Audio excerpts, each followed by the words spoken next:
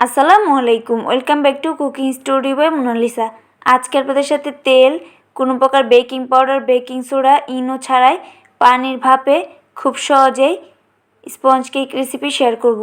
আশা করি আজকে এই নরম তুলতুলে কেকের রেসিপিটি আপনাদের ভালো লাগবে। রেসিপি ভালো লেগে থাকলে প্লিজ একটি লাইক দিয়ে দেবেন এবং আপনি চ্যানেল নতুন হয়ে থাকেন অবশ্যই চ্যানেলটি সাবস্ক্রাইব করে নেবেন। প্রথমে এখানে আমি 2টা নর্মাল টেম্পারেচারে থাকা ডিম নিয়ে নিচ্ছি। তার মধ্যে আমি হাফ চা চামচের মধ্যে ভ্যানিলা এসেন্স দিয়ে ডিমটা খুব ভালো করে ফেটিয়ে নিচ্ছি। ডিমটা ফেটিয়ে নিয়ে এক সাইডে রেখে দিচ্ছি। এবার নিয়ে নিচ্ছি 1 কাপ ময়দা, দিয়ে দিচ্ছি 1/4 কাপ চিনি। মিষ্টিটা আপনাদের টেস্ট অনুযায়ী অ্যাড করে নেবেন। দিয়ে দিচ্ছি 1 চিমটির মতো লবণ। এবার দিয়ে দিচ্ছি 1 চামচ ইস্টটা দিয়ে খুব ভালো করে নেড়েচেড়ে মিশিয়ে নিচ্ছি। এবার সে ডিমের মিশ্রণটা দিয়ে দিচ্ছি। ডিমের মিশ্রণটা দিয়ে খুব ভালো করে নেড়েচেড়ে মিশিয়ে নিচ্ছি।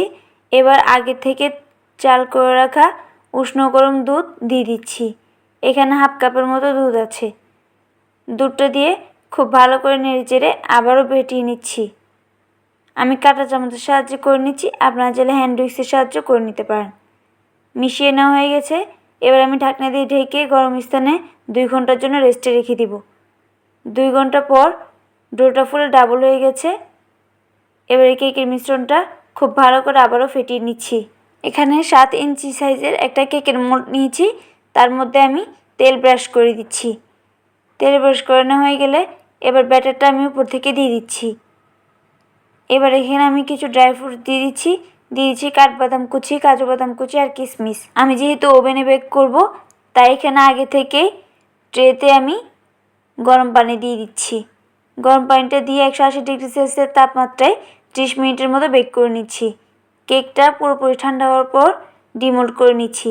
আপনারা চাইলে সেম পদ্ধতি ফলো করে চুলায়ও পানিভাবে বেক করে নিতে পারেন। ব্যাস, খুব সহজেই তৈরি হয়ে গেল বেকিং পাউডার, বেকিং সোডা, ইনো, তেল ছাড়াই নরম তুলতুলে কেক। আশা করি রেসিপিটি ভালো লেগেছে। রেসিপি ভালো লেগে থাকলে প্লিজ একটি লাইক দিয়ে দিবেন এবং চ্যানেলটি সাবস্ক্রাইব করে পাশে থাকা বেল আইকনটি প্রেস করে দিবেন। আর যারা ইতিমধ্যে সাবস্ক্রাইব করেছেন তাদেরকে অসংখ্য ধন্যবাদ। আপনি যদি ফেসবুক থেকে ভিডিওটি দেখে থাকেন অবশ্যই পেজটি ফলো করে দিবেন। আজকের মতো এখানে বিদায় নিচ্ছি। দেখা হবে পরবর্তী কোনো রেসিপি নিয়ে। সেই পর্যন্ত সবাই ভালো থাকবেন। আল্লাহ হাফেজ।